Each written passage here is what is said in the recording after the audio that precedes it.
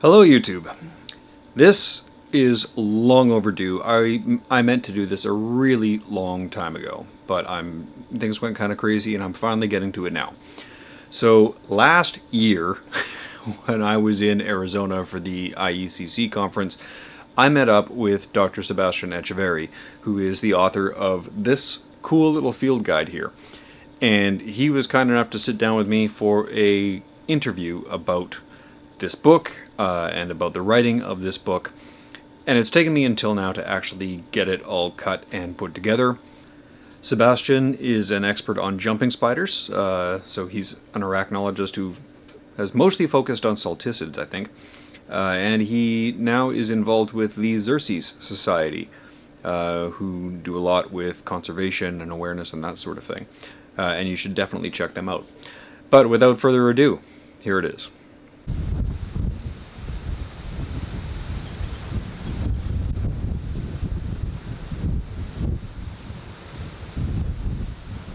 Roll it.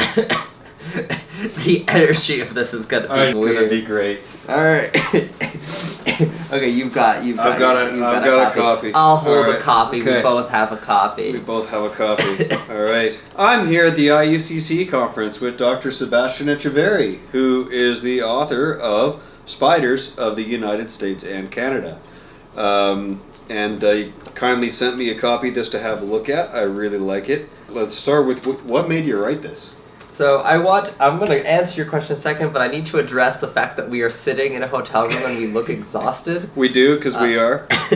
Travis and I both got COVID basically at the same time, and so we've been missing like the second half of the conference. That does mean we get to hang out with each other more. It's kind of nice, but I'm not sure which one of us was patient zero. Yeah, it's Could have been me, I don't know. Very unclear. We could have both just caught it traveling because we both might have, had like yeah. crazy flight delays.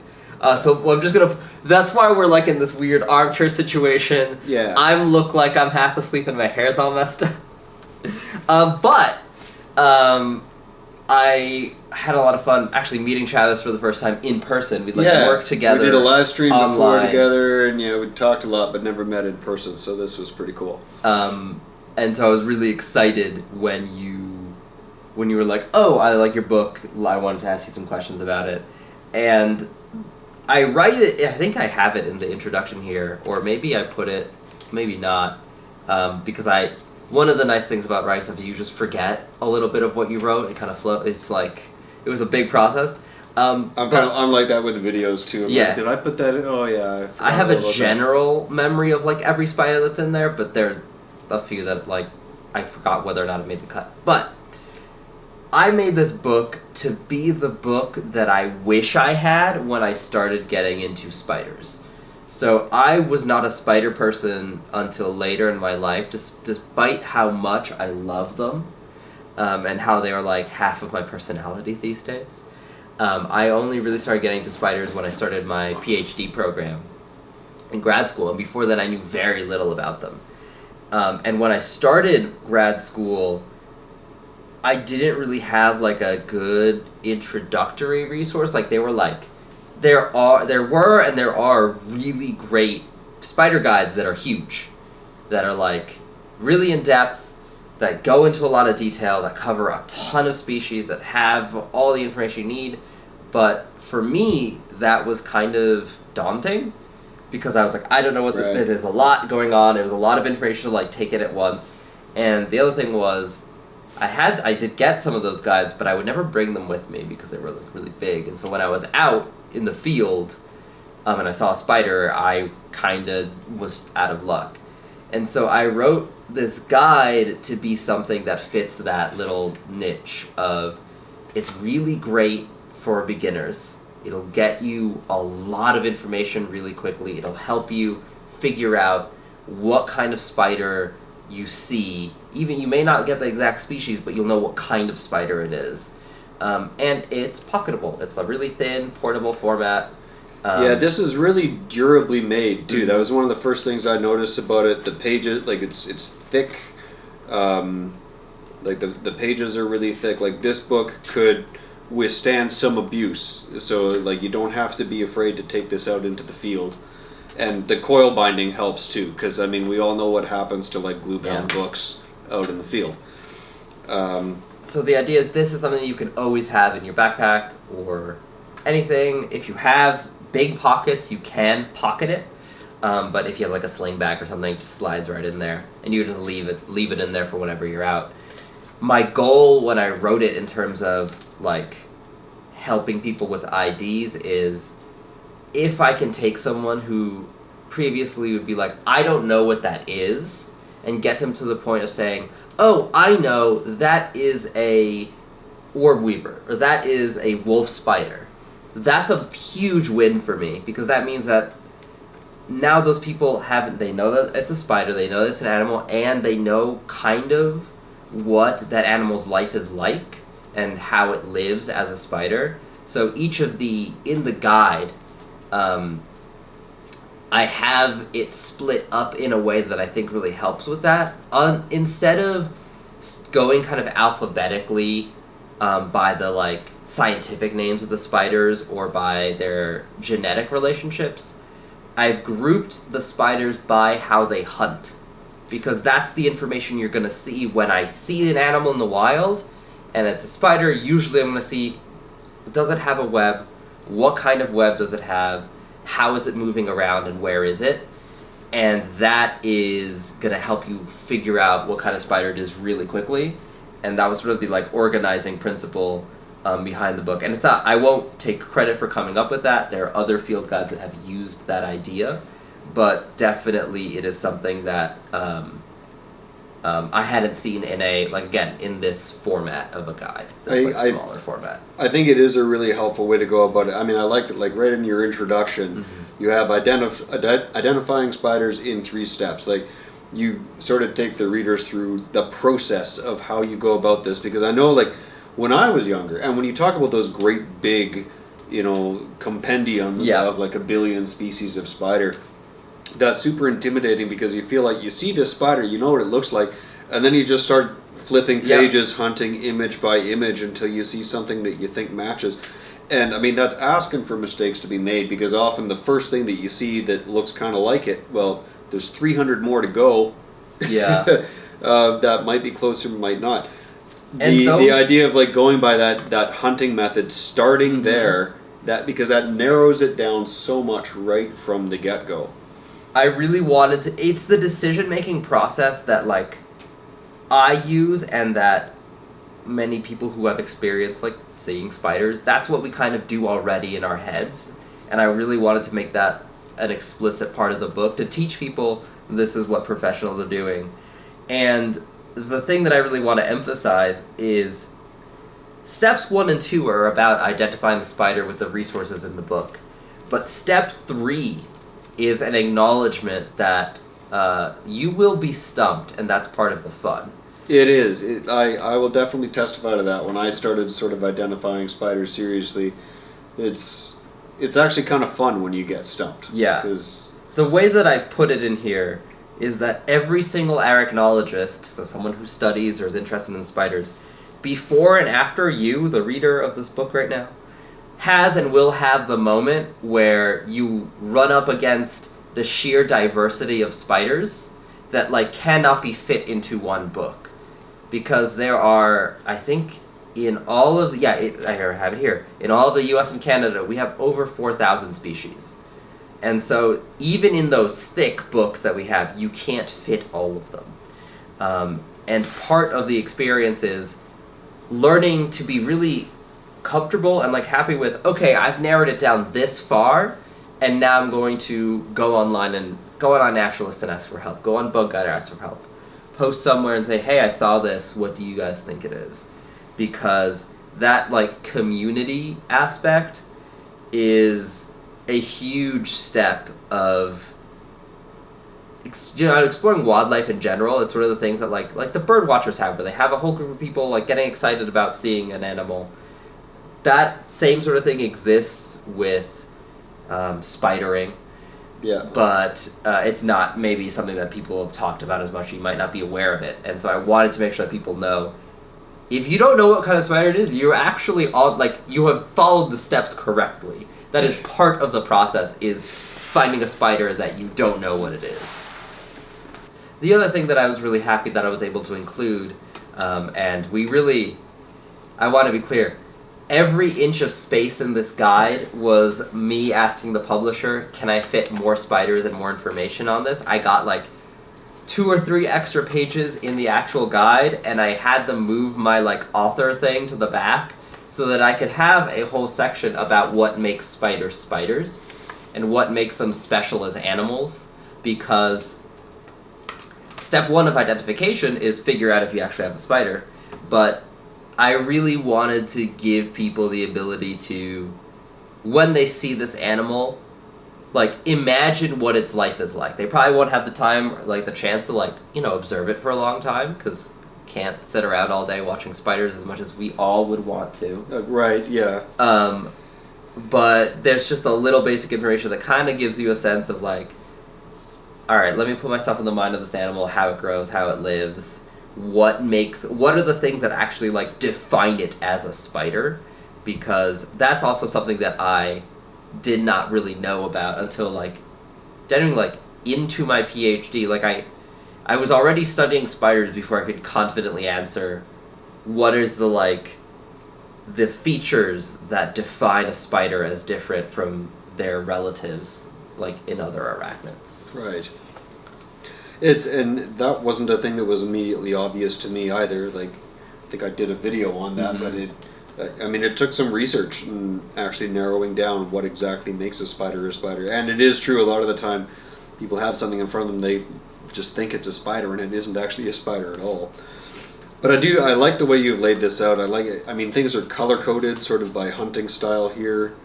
And you got a lot of different families in here. Yeah. For such a small guide, you've packed a lot into this. Like I said, that was the hardest part of making this, was who do I cut, right? Because Yeah. I made the list by, like, okay, first, what are all the spiders that have been observed in North America, or in U.S. and Canada? Because the guide does not cover Mexico, because that's, like, way more spiders. But the U.S. and Canada. Okay, what's here, and then what are the most common? Right. So I was looking at things that are spotted most often on, like, a naturalist, on Bug Guide. But in addition to that, I was also thinking about what are the things that are, like, representative. Like, my goal here is there are a lot of these families, like the wolf spiders, that are really, really diverse, where you'll have a genus like Pardosa, for example, Right. where there's a billion species. Yeah. They all look kind of similar. And my goal there was, like, well, there's no way that I can show you all the different Pardosa, but I kind of want to show you the general styles of Pardosa that are there. So the stripy leg ones, the sort of, like, darker ones, which is why I put Mercurialis and Moesta, even though those might not be the most commonly seen Pardosa.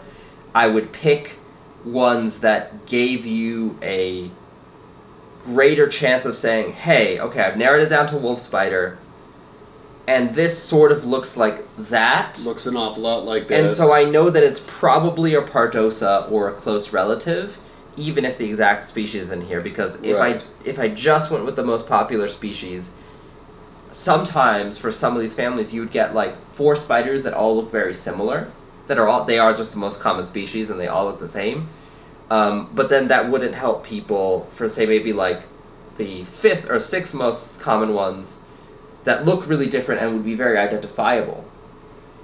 But they wouldn't make the cut in terms of numbers. And so that was part of the decision-making process, is, like, who do I cut, who do I keep? And there are a few families of spiders that are found in North America that didn't make the guide simply because they are relatively rare, or maybe they're either rare just in general, or they are only found in a small area within which they are not super rare, but it's, like, a tiny part of the country. Right. And so there's a few that didn't make the cut, but the Yeah. idea is you're getting most of spiders covered generally well, which is, again, there were a lot of emails with my publisher being like, hey, if I make this a little shorter, can we squeeze more spiders in this page and move this around and have... There's a lot of of that negotiation. Well, something that I really love about this, and just in the way that you've laid it out, is it's a really great introduction to actually like taxonomy and systematics. And I think like a lot of people might not think that that's all that important, but I mean this was one of the things that sort of blew me away when I first started really seriously studying it, was to understand like spiders aren't, you know, in their diversity, they're not just random. Like the fact that they are grouped into these different hunting styles and then into these different families that all have these different similarities, it gives you sort of an appreciation for this kind of spectrum of spiders. But having that understanding of how they're grouped and why they're grouped the way they are, it's kind of a really good first step, and it's one that I know when I was a kid was just sort of overlooked. It was like the expectation was that you were supposed to look at a spider and just know what species it was. It is right away. It doesn't work like that. And this is a good introduction to that concept that you might not know exactly what species it is, but you might know sort of what group it falls into. And this is a really good introduction to those concepts. Yeah, there's like two levels of it that I was really happy that I could at least put in here. It's not, again, there was a version of this guide that had another page explaining taxonomy and explaining the genetic relationships and things like that. But what I've done is, because I group them first, the spiders first by how they hunt, and then by their genetic relationships, or the taxonomy.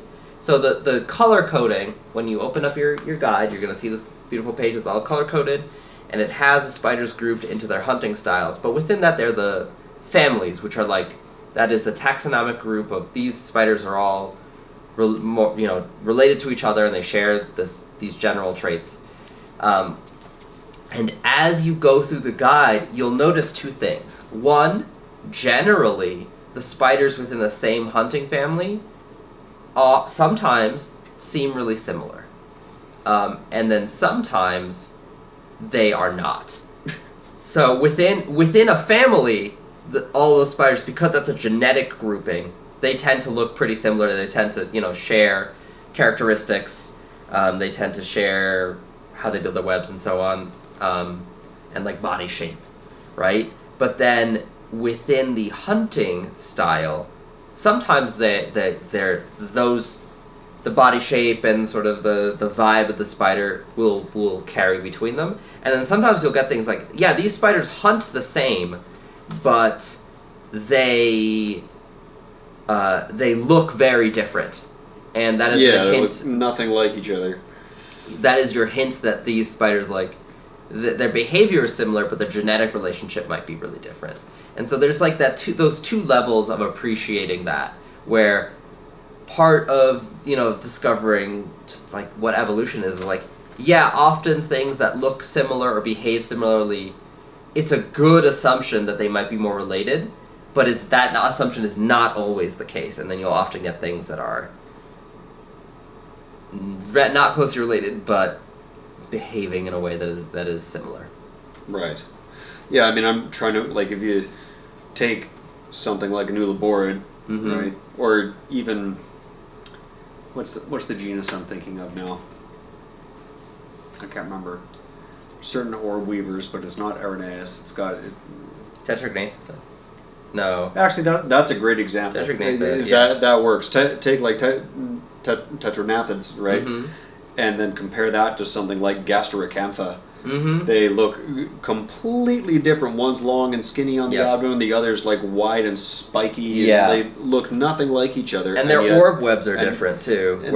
But they are both an orb weaver and that sort of hunter. So it's I see what you mean about those different levels, sort of those two levels of groupings. But I think like you're right that starting with the hunting style, it is a great way to narrow things down. And those concepts of family and things like that, it's a great introduction, especially for the beginner. I think this is perfect. And each family, I don't know if I've said this, each family comes with a little introduction to them. Again, space is pretty limited, so these I wish they could be longer. But it's basically telling you what's this spider's general deal? And for some of them, what's a good way to identify them if there is a like clear diagnostic? So there's some where like this spider is like pretty unmistakable, but for some, like say, for example, family Nephosidae, or the ground spiders. This is a family that I used to get really confused by for a long time. There are a couple of other spiders that like to run on the ground really quick that I was always misidentifying them. But Nephosids have a really easy trait to pick up on that tells you that that's what they are, and it's their thick cylindrical spinnerets, and that's the first line of the species description here, or the family description. The thick cylindrical spinnerets, because if you see those, they're on all the Nephosids, and if you see those, okay, I know who this is. I know at least what family I'm working with. Yeah. And so they're not there for all of the families because some of them have trickier things to get into. Some families are just really distinctive, and other ones are less so, and that's just the nature of spiders. But I did notice that where a family does have a really distinguishing feature like that, it's kind of the first thing you name. Yep. And stuff like that can really, I mean, it's almost like a cheat code sometimes. Yeah. Right? Like the Nephosid one in particular, because it always comes up for me. It's like, oh yeah, spinnerets, it's Nephosid. And lycosids, you mentioned the eyes on lycosids. Mm-hmm. If you can get in close enough to see the eye arrangement, I mean, the only thing really that's confusable with a lycosid is maybe a pisaurid. Yeah, but the on a pisaurid, or on a wolf spider, on the lycosids, the two big eyes are going to be really big. Yeah. And then on a pisaurid, they're like slightly bigger than the rest of the ones. So that was another thing that we unfortunately had to cut, was we were going to have eye pattern diagrams for everything. Shirt. For every family. Issa was wearing a shirt today with the whole eye pattern. It's a really good shirt, the Thomas Shahan shirt. It's Thomas Shahan's. I'm going to plug Thomas Shahan's shirt in the plug for my book. Go to Thomas Shahan's, I don't know what if you just search Thomas Shahan. He also has a YouTube channel that has some great macro photography reviews and instructions. But he has made these beautiful, beautiful spider shirts, including one that is a lot of the common eye arrangements. It was one of the things where there just wasn't enough space to fully explain all of them, and I realized halfway through that I'm used to looking at eye arrangements because I'm taking photos up close, but for a lot of people that don't necessarily have macro equipment with them, that's not as useful because you have to get pretty close to the spider. You do, yeah. And if you're someone who's new and you're not comfortable yet, like getting a spider close so that you can see what it is, that's not really useful. Eye arrangements aren't where you start with spiders. That's sort of an intermediate step. It's very helpful once you learn how to use it, but it's not usually where you start. I mean, you've done the right thing here with just the hunting styles and the guilds. Like that's where to start with this. And I've got the mention of it. There's this in the What Makes a Spider in the back. I have some of the examples of, hey, here are some of the really noticeable eye patterns. And you'll see in some of the family descriptions, like for recluses, for example, I mentioned the eye pattern because it is a really, really good trait to notice. And often if you are wondering if something is a recluse, you want to have that level of certainty. So I put that in there because it is a very useful, thanks Carr for interrupting me, very useful trait. But in general, I just figured once you get comfortable with this sort of thing, you'll find the eye arrangement stuff and add that on. Yeah, I think somebody who gets their hands on this and uses this book is probably going to end up going down the rabbit hole. Mm-hmm. I think this is like that's my master plan. It's a great funnel sort of mechanism to get people into it. And I want to turn them into weird spider freaks like us. That's right. And they don't even know that they're going to love spiders. No, it will happen without you even noticing. Yeah. And again, that's why one of my steps is specifically saying go to these resources online where... Why do they keep honking? Excuse you. Absolutely excuse you. there's these great resources online, like iNatural's Bug Guide, where you will find all of the eye pattern info. And then the information's in there, and you're just going to be a weird spider person like us. Yeah, it's true. And eventually you get to the point where, like, I know I spoke to Catherine Scott about this, and like, because I was always amazed how, like, on her recluse or not thing on Twitter, she could look at like what looked to me like some blurry, crappy photo, and she'd be like, "Oh, well, that's, you know, in such and such family." I'm like, "How can you tell?" And then the more I did it, out of There's nowhere, certain things you can pick up. Out of nowhere, you just start realizing, oh, that looks kind of like this or that, Yep. and it turns out you're right. You don't even really know what features you're picking up on. You've just seen them enough. Like, that eventually happens, but it doesn't start that way. Yeah. It starts by doing the work and going through the steps and doing something like this. Yeah, the secret to a lot of human pattern recognition is that at a deep fundamental level, it is vibes based, and you need to sample the vibes enough that your brain gets like a hidden understanding of when the vibes are off and when they are on. A thing that I often say is you know, someone will send me a photo side, like, it's giving me this kind of vibe, and I'm like, generally the legs are kind of doing this and that, and part of the effort in making this guide was taking that understanding and like putting it into words and like breaking it into steps and making it something that is easier to learn, even if that's not how your brain will do it once you have a ton of experience. But yeah, it's fun, and you'll be surprised how quickly you pick up certain traits, particularly for the more commonly encountered families of spiders. You'll get to the point where you can be pretty comfortable knowing, hey, that's a crab spider, hey, that's a wolf spider. I think, too, a lot of people probably don't fully appreciate, like, people who don't really know spiders, I don't think they fully appreciate, like, the range of spiders. I think a lot of people sort of think a spider is a spider and they're all kind of the same. It's really kind of fascinating when you do learn this stuff and you realize how many different hunting methods there are and how different all of these families are. Just the sheer variety. There's something there. This is another behind the scenes thing. There was a point where the guide was going to have a ruler on this inside edge, and then some, like, here's like some examples of like leg spans of spiders, and we ultimately ended up cutting that to keep this diagram of the hunting families in there. But the thing that I really wanted to show was the diversity in size of spiders, because what you're seeing here is a lot of photos, and they're all cropped in and next to each other, so it sometimes can be a little hard to get a sense of how big this is versus that, if it's not like, you know, on a leaf or something where you have a sense of scale.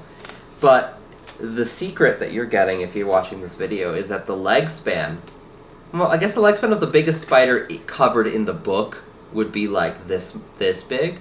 Like, not the whole length of the book, but most of it. Like one of those big Aphonopelma tarantulas would have a leg span like this. I was going to ask what the biggest one you covered in the book was. It would be a tarantula. Okay. I mean, maybe a Trichonephila, maybe the golden silk orb weavers would also have a comparable leg span.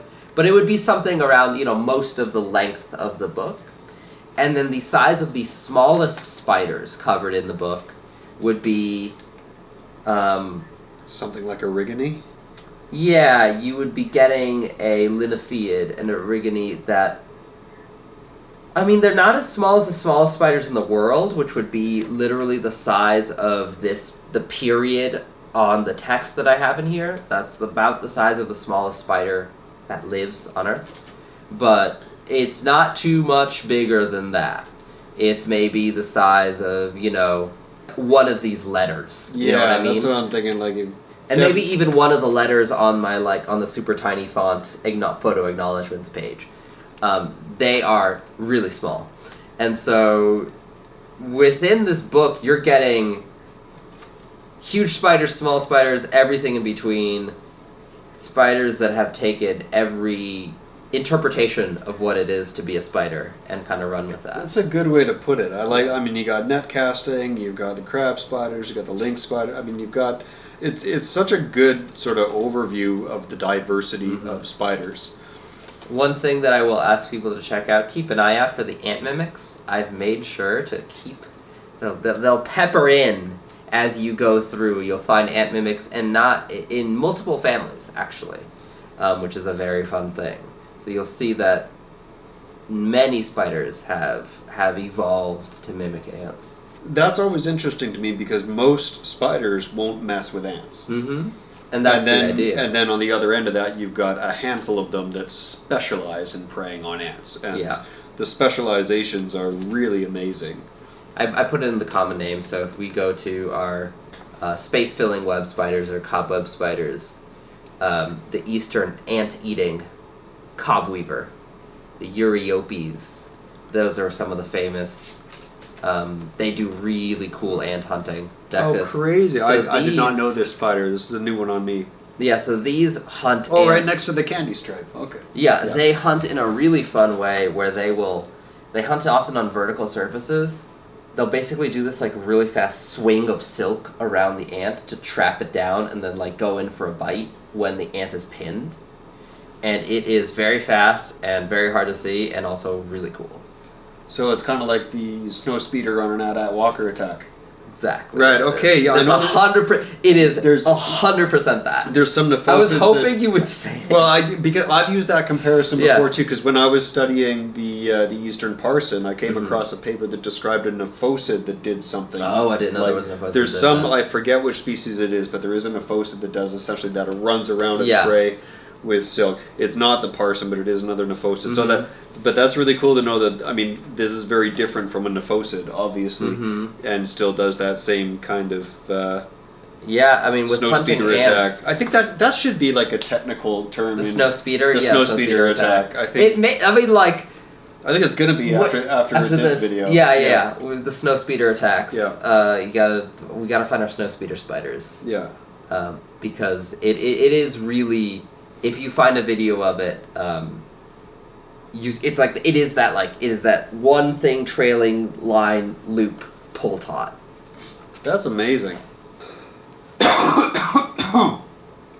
Gotta see what happens. Just the COVID energy video. I know, I love it.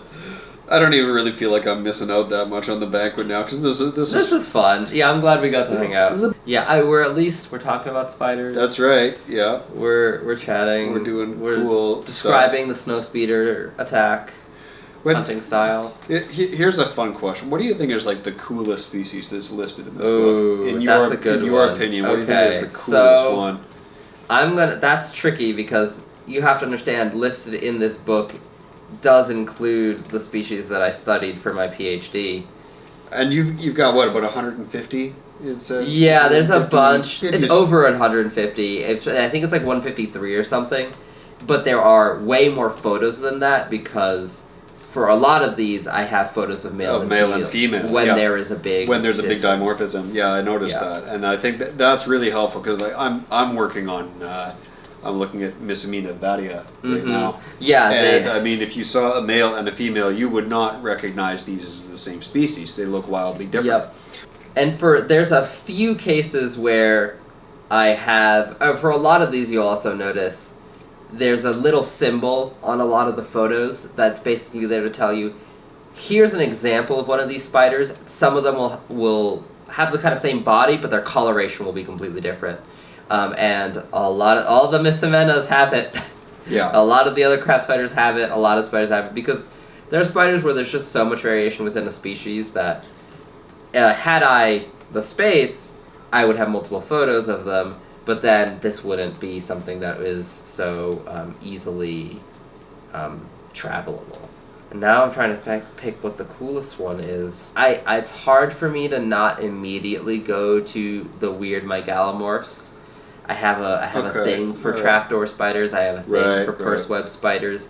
They're kind of secretive. They hunt in an interesting way. So that's the easy answer. There's a couple of different trapdoor spiders here that I've included that I like. Do you have Entrodiatus in here? I believe we do have Entrodiatus. Okay, because that's one of the few. Yeah, it is the first spider in the book. Oh my goodness. Genus Entrodiatus. Oh, you got unicolor in there. Yeah. Okay. So they are in there. the one that I was almost got cut, and I was like, no, we have to keep this. The final section of the book, the spider hunting specialists. Oh, yeah, okay. Because these spiders are tricky to ID because you'll often see them on or near a web, but it's not their web. They are web invaders where they will seek out other spiders, attack their web, and eat the owner, and sometimes sit in that web. They'll sometimes like take over the web and use it for a while, and sometimes they will just eat the owner, eat any eggs that they have, and then move on. But so I wanted to make sure we had them because sometimes you will see a spider, hey, that doesn't look like an orb weaver, that doesn't look like a cobweb spider based on like its leg pattern, but it's there, what's it doing? And so the spider hunting specialists, and I also, kind of like when I was early in the making of the guide, happened to see one for the first time and get a photo of it. It's not the photo included because my photo was not as good, but it was really cool to see one. That reminds me of a story. I have footage somewhere of, on my my front porch at home, I once witnessed a spider creeping into the web of a cellar spider. So you had this full case, and the cellar spider actually had a clutch of eggs. Oh wow! She was holding on to. They might have actually hatched at that point. I think how did it turn out? I think the cellar spider got away. I think the spider that was stalking it. I needed some help from Catherine on the ID. I think it was Platnikina tinta. Oh, those are cool. But as near as I can tell, that's another like spider hunter or web invader. Yeah. And I caught footage of this whole like that's awesome. Stalking scenario. I've never put it in a video. Approach. I've never put it out there, but it was really fascinating to watch. You could cut it in here. Yeah. Oh yeah. I guess I could cut it in. Yeah, it was really fascinating to watch it. So like that's the one that like stood out to me. Probably the one that is a clear, easy pick for like this spider is doing something wild. Obviously the net casting spider. Right. Yeah. I've never seen one. I've always wanted to. And I like when I was sourcing the photo for this is like I need to be able to see. And the eyes are a little. You can kind of just make them out, but we need to be able to see them holding the net. Are those considered an ambush? They're an ambushing spider, yeah, because they'll sit in one place and they ambush things that move by. Whose photo was it? Who took that photo? Oh, that's a great question. I'm trying to remember. That is the spreadsheet version of this book. That's a great shot. Whoever took that photo, fantastic job. Yeah, I like that you do have all the photo credits and the links to all the photos as well. That's pretty cool. So one of the things, the photos in this book, there's a nice mix of my own photos in here. Actually, the front cover is a bit special to me because this is one of the first macro photos that I took that I was like really proud of. Oh, really? This is taken with like an entry-level DSLR camera, extension tubes, and just like a basic telephoto lens with no additional flash lighting, just like out in natural sunlight. And it's one of the times where like, wow, this is a really good photo that I love. Or really early on in like my photography career, and so to be able to come back to it, and I touched it up in editing, and I made it look a little nicer with the techniques that I know now, but it's still a photo that I took on, equipment from like 2011 or 2012. This photo was taken, I don't know, in like 2015, 2016. Right. And so that was really nice. So there are some photos in here that are my own photos.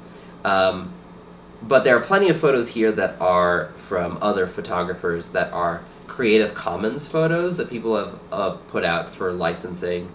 Like, hey, I really want to have this photo available for people to use. And then there are some that were particularly for species that are really rare, and like I really wanted to highlight certain things.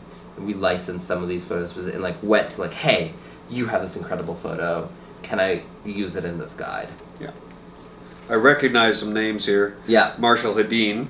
That's the first photo in the thing that entered IDAS.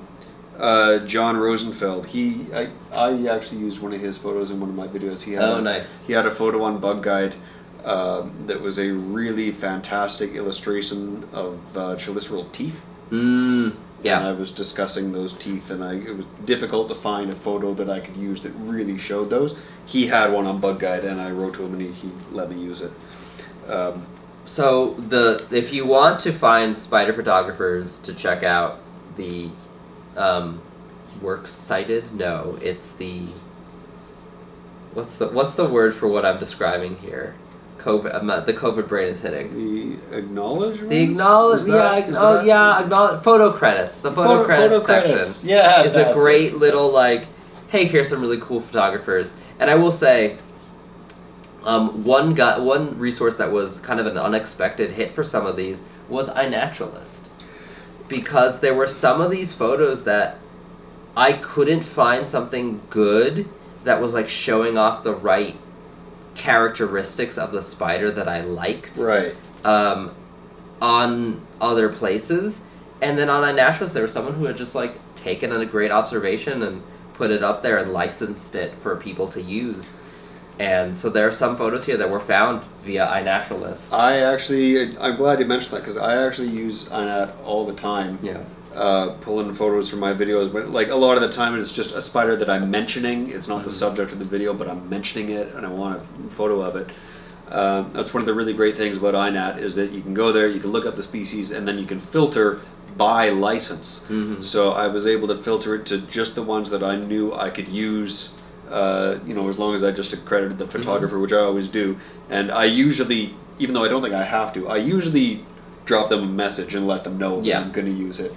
And but a lot of the time, exactly what you say, when you can't find the photo that highlights the thing you need to see anywhere else, tricky. Somebody somewhere has probably taken it. Yes. And so I when I started out making this, I was like, it would have been super cool to take out most of these photos myself, but being limited in where possible. I was, sometimes you can't. But there's some in here that are mine that I'm really proud of. Which one? Oh, I mean the origami. If you go to the Linnaeus, the dwarf sheet web spiders, that female origami is one of mine that I really like the photos of. That is, I've photographed origami before, so I know how small that spider is. That spider's a speck. Yeah, they're tricky to photograph. They're neat though, actually. Origami. Yeah, they're very cool. And of course, the species that I study for my PhD, the photo of it is my photo, which is very cool, because for most of my PhD... What species is that? That's Habronatus pyrethrax, the fiery-haired paradise spider. This is not my favorite. This is not my best photo of them, but it is the photo that shows all of the colorations of the male in one shot, and so that's why I picked this one, where you've got the red face, you've got the sort of beige rimmed black on the top of the head, the orange knees on the third leg, and the green on the third leg. But yeah, that's my field guide to spiders of the United States and Canada. I like it. I'm really, really proud of it. It's something that I was working on off and on for a good half to a good chunk of a year, and it helped me in making it. It helped me learn a lot more about spider IDs and the diversity of them, and so hopefully a lot of that carries through to you reading it. You can get the book wherever you get books. I was gonna ask, where do you get it? It's available at your local bookstore. You can go to bookshop.org, which supports regional local bookstores. You can ask your library to order it. I know that my publisher is aiming to get it in places like nature centers and things like that, but I don't have a list of where it's available there. And just basically anywhere any online bookseller will have it. Okay. But if you don't know where to go, I'd say check out Bookshop, just so that way the purchase of it some of the money goes to supporting your regional local bookstores. You can also buy it directly from the publisher, which is AdventureKeen. On their site, you can buy it. It is $10 US, which is how much Canadian? Well, most of the time, and I don't know if you knew this, most of the time in Canada, when you find a book, it'll say like US $10.95, Canadian $24.95. Like, for some reason, books in Canada, they just have a totally different price that has nothing whatsoever to do with the exchange rate. And it has been that way as long as I've been alive. I think I've seen discussions of why that is. I don't remember what the reasons are. It's kind of a racket, so I don't know what it's going to sell for in Canada, but I'll put a link to. Yes. So we I should will you say, should be able to get this. Yeah. Just ordering it online, if it like. I believe, based on conversation with people, one of the two sources will ship to Canada, and I don't remember whether it's my publisher's site or bookshop. One of them will ship to Canada, so you could just buy it online there, and probably Canadian booksellers will also have it listed.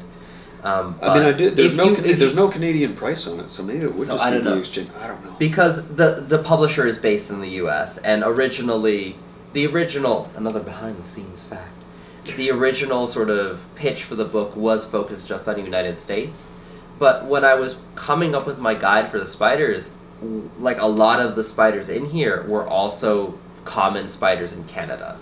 And there was stuff that was kind of like on the northern border that if I had just looked at the like just south of the US border, maybe wouldn't have been in some of the most common. But considering how widespread it was in Canada, it really felt weird to not include it. Right. If I was including other stuff that was popular on both sides. And so I was like, hey, let me just slightly adjust my species picks and accurately represent it as US and Canada. Right. Obviously, there are going to be some Canadian species that won't show up, and there will be some US species that also don't show up because of the diversity, but the general families of spiders, a lot of the genus, the genera, will be things that exist on both sides of that border.